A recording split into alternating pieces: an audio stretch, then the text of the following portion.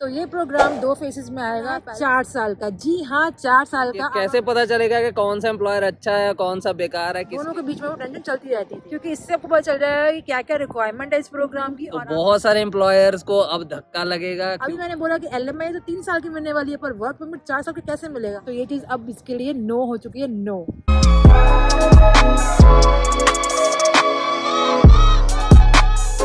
Hello friends, welcome to our channel NJ Canadian bloggers. मेरा नाम है जतिन, या मेरी वाइफ निकिता।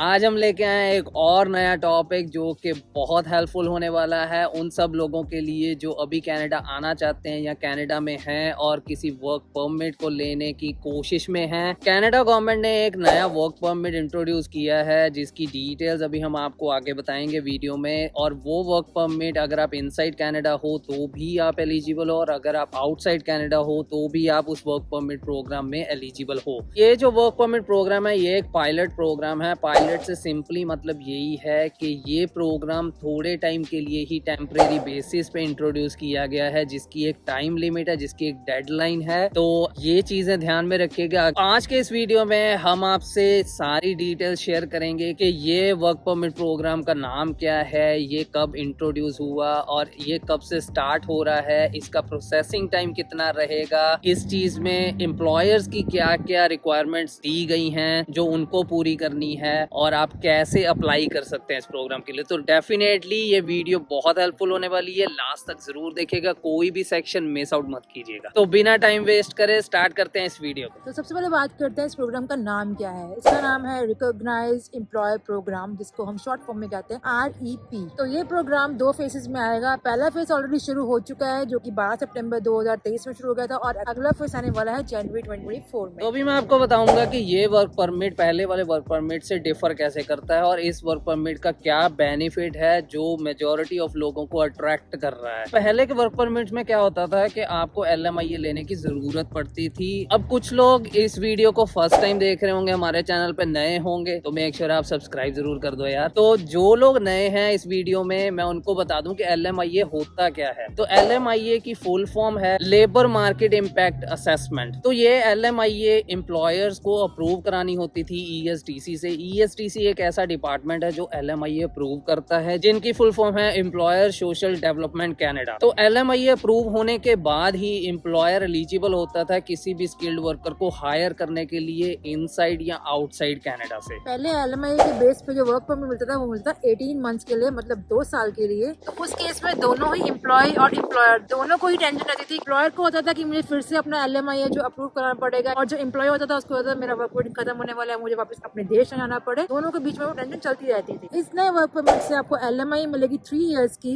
जो कि होंगे 36 मंथ्स। ये बेनिफिट जो एम्प्लॉय को होने वाला है, क्योंकि उसको वर्क परमिट मिलने वाला है 4 साल का, जी हाँ 4 साल का। अब आप लोग सोचोगे कि अभी मैंने बोला कि LMIA तो 3 साल की मिलने वाली है, पर वर्क परमिट 4 साल का कैसे मिलेगा? तो उसकी डिटेल आपको जतिन बताएंगे। तो अभी आपकी 4 साल की ये जो कंफ्यूजन है इसको दूर करते हैं। LMIA एम्प्लॉयर को 3 साल की ही मिल रही है, लेकिन जब वो एम्प्लॉयर आपका वर्क परमिट अप्लाई करवाता है तो आपको 2 साल का ही वर्क परमिट मिलेगा। लेकिन वो 2 साल का वर्क परमिट खत्म होने से पहले ही आप अगला वर्क परमिट अप्लाई करेंगे उसी सेम LMIA पे, क्योंकि वो 3 साल के लिए वैलिड है। तो इस हिसाब से आपको अनदर 2 इयर्स का वर्क परमिट मिलेगा, तो वो बनते हैं आपके 4 साल। तो पहला बेनिफिट मैंने आपको बताया ही है कि आपका जो वर्क परमिट है वो आपको 4 इयर्स का मिलेगा। दूसरा बेनिफिट है कि जो उसका प्रोसेसिंग टाइम है वो फास्ट हो जाएगा।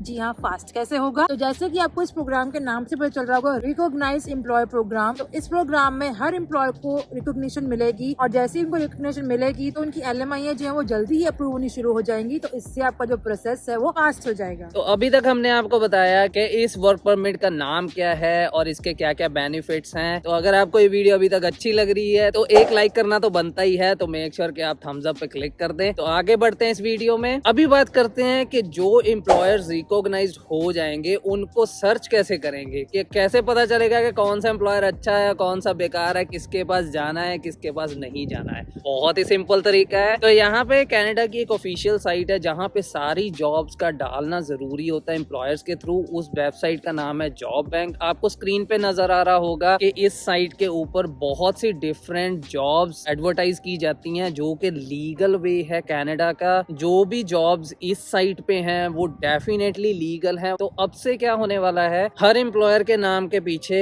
रिकॉग्नाइज लिखा आएगा, जिससे आपको पता चलेगा कि कौन सा एम्प्लॉयर अच्छा है, कौन सा एम्प्लॉयर बुरा, जो कि बहुत अच्छी चीज है उन लोगों के लिए जो स्पेशली आउटसाइड कनाडा से अप्लाई करना चाहते हैं, जिनको एम्प्लॉयर्स की नॉलेज नहीं है। इनसाइड कनाडा के एप्लीकेंट्स को फिर भी नॉलेज होती है कम से कम अपने सिटी की, कौन सा एम्प्लॉयर अच्छा है कौन सा नहीं है। लेकिन आउटसाइड कनाडा के लिए one of the best thing है जो अभी ये कनाडा की गवर्नमेंट ने करी है। तो रिकॉग्नाइज एम्प्लॉयर से सिंपली मतलब यही होगा कि जो एम्प्लॉयर्स की हिस्ट्री और रिकॉर्ड्स अभी तक अच्छे रहे अपने एम्प्लॉयज के लिए, वो ही एम्प्लॉयर्स इसमें रिकॉग्निशन पा सकेंगे। तो जैसा कि बहुत सुनने में आता है कि यहाँ के लोगों का एक माइंडसेट बना हुआ है, जो लोग इंडिया से भी अप्लाई करते हैं उनको भी ये बहुत सुनने में मिलता है कि आपको यहाँ तो 30,000 40,000 डॉलर एम्प्लॉयर को देना ही पड़ेगा तभी आपको LMIA दिलाएगा वो बंदा। लेकिन हम इस चीज को टोटली डिसएग्री करते हैं, इस चीज को हम प्रमोट नहीं करते हैं, क्योंकि ये चीज गलत है। और हम हमेशा कहते हैं कि LMIA लेने के लिए आपकी स्किल्स जरूरी है, ना कि पैसा। आपको पैसा देना नहीं पड़ेगा अगर आप में वो स्किल्स हैं, क्योंकि उस एम्प्लॉयर को उस पोजीशन को फिल आउट करने के लिए आपकी स्किल्स की जरूरत है, इसलिए उसको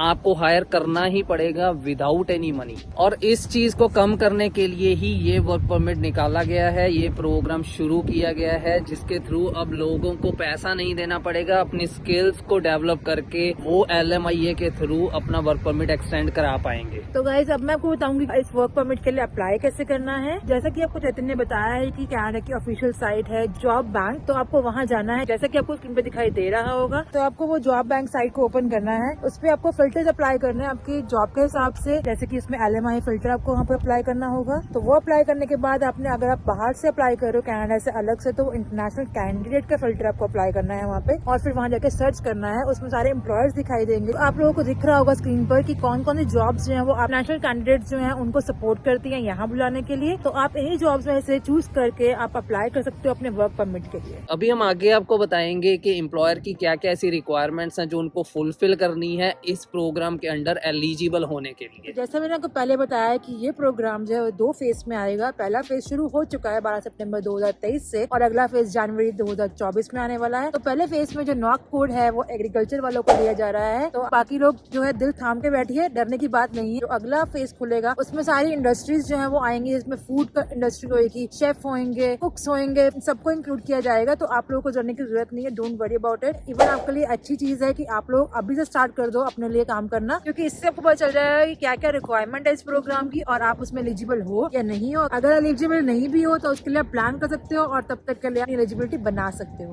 तो नेक्स्ट रिक्वायरमेंट एम्प्लॉयर की है कि हाईएस्ट सेफ्टी रिक्वायरमेंट आपको अपने वर्क प्लेस पे रखनी होगी, जिससे मेरा मतलब है कि सारे सेफ्टी पैरामीटर्स जो हैं वो आपको फुलफिल करने होंगे अपनी जॉब पे। ऐसा नहीं है कि अगर आपका एम्प्लॉय इतना वेट नहीं उठा सकता और आप उसको बोलो कि आपको उठाना ही पड़ेगा, तो वो चीज जो थोड़ी नेगेटिव हो जाती है। और ये चीज हमने काफी देखी है पास में भी कि जो एम्प्लॉयर्स हैं वो अपनी एम्प्लॉयज के साथ बहुत धक्का करते हैं इस चीज के लिए। उनको फोर्सफुली कहते हैं कि तुम्हें मैंने LMI दिया है, तुम्हारे पे मेरा एहसान है और तुम्हें ये चीज करनी पड़ेगी। तो ये चीज अब इसके लिए नो हो चुकी है, नो। तो अगला पॉइंट जो कि one of the strong point है इन रिक्वायरमेंट्स है, जिसमें बहुत सारे एम्प्लॉयर्स निकल जाएंगे इस वर्क परमिट के थ्रू, वो है कि एम्प्लॉयर की कोई भी अभी तक नेगेटिव LMIA नहीं आई होनी चाहिए। तो बहुत सारे एम्प्लॉयर्स को अब धक्का लगेगा, क्योंकि ये वर्क परमिट में वो एलिजिबल नहीं होंगे, तो वो अनरिकॉग्नाइज दिखेंगे, जिसकी वजह से नए एप्लीकेंट्स उन एम्प्लॉयर्स के पास जॉब्स अप्लाई नहीं करेंगे और उनको धक्के खाने पड़ेंगे। तो लास्ट रिक्वायरमेंट एम्प्लॉयर की है कि उनको इंस्पेक्शन के टाइम पे फेल नहीं होना है। अगर वो फेल हुए हैं किसी भी तरह से एम्प्लॉय की सेफ्टी के लिए या उनकी किसी भी कंप्लेंट की वजह से, तो उनके लिए भी बिग नो है, वो इस रेस में नहीं आने वाले हैं आगे। तो एट लास्ट हमारी एडवाइस यही है कि जो भी आपको रिकॉग्नाइज्ड एम्प्लॉयर दिखने शुरू हो गए, सिर्फ उन्हीं के पास अपनी जॉब्स अप्लाई करें, उन्हीं के साथ जुड़ने की कोशिश करें। उनके अलावा जो भी अनरिकॉग्नाइज्ड एम्प्लॉयर्स हैं उनके पास जॉब अप्लाई करने की कोई जरूरत नहीं है,